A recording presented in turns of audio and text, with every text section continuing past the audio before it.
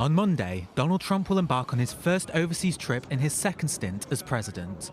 Making a first stop in Saudi Arabia, he will stay in the Gulf with visits to Qatar and the United Arab Emirates. But there is one very glaring omission in his Middle East trip. We're not planning on stopping in Israel, but we will be doing it at some point, but not for this trip. The lack of a visit to Israel comes amid reports of a rift between Trump and his Israeli counterpart, Prime Minister Benjamin Netanyahu. According to Israeli media, Trump's patience with Netanyahu is wearing thin, as he believes the Israeli leader is intentionally delaying and scuppering any ceasefire talks with Hamas. Meanwhile, Netanyahu is unhappy that the Trump administration has been going behind Israel's back with private talks with Hamas and a ceasefire with the Houthis, whilst they still aim missiles into Israeli territory. But in an interview with I-24 News, American ambassador to Israel and staunch Trump ally Mike Huckabee said that their relationship is as strong as ever.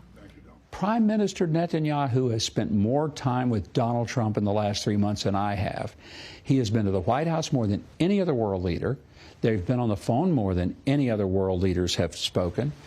The idea that somehow that there's this distancing, total nonsense. On the agenda in Trump's first stop in Riyadh will include the United States' $3.5 billion weaponry sale to Saudi Arabia, proposed Saudi investment into the US, and potentially a civil nuclear deal. The latter has caused a stir in Israel, as reports have emerged over the weekend stating that Trump was considering reversing Biden's plan of making a nuclear deal conditional on normalization between the Saudis and Israel.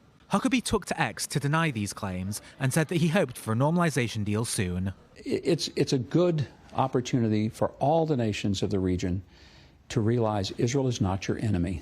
Trump's visit will also include meeting with Qatari and Emirati leaders about the day-after plan in Gaza.